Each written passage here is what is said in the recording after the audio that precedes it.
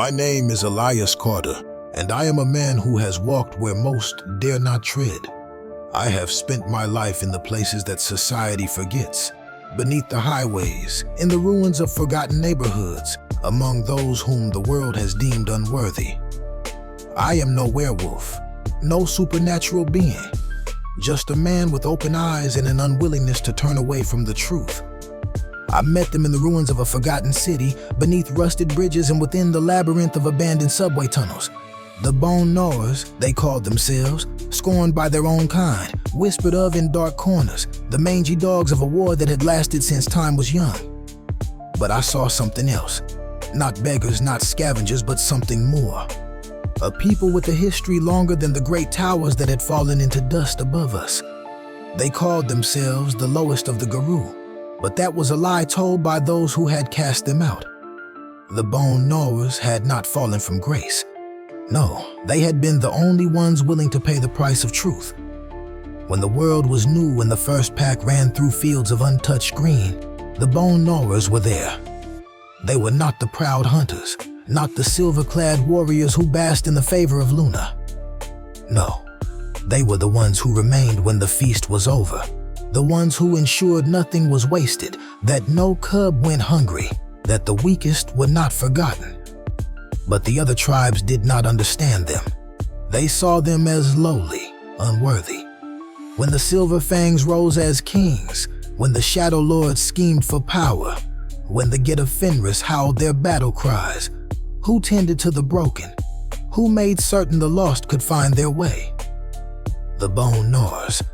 They were the first to walk among humanity, not as rulers, but as kin.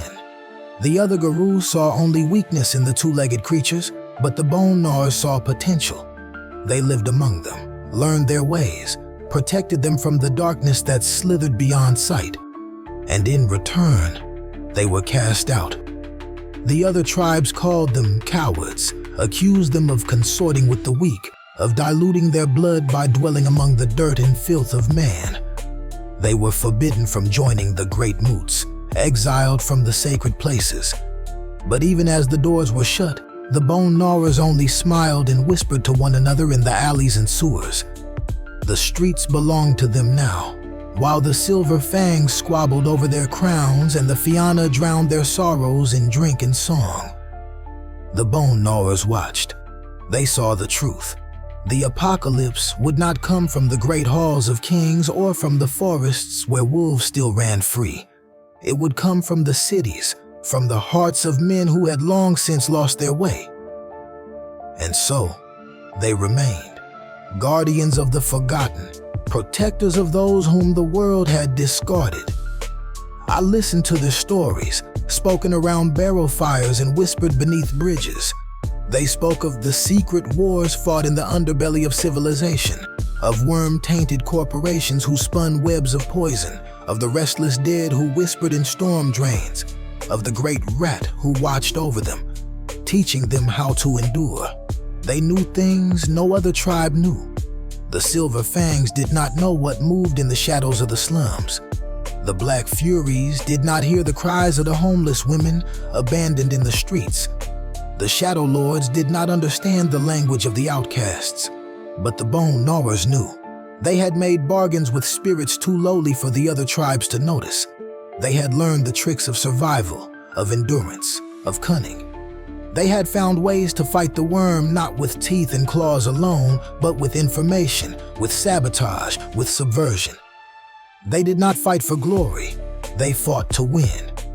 In modern times, they are the invisible army.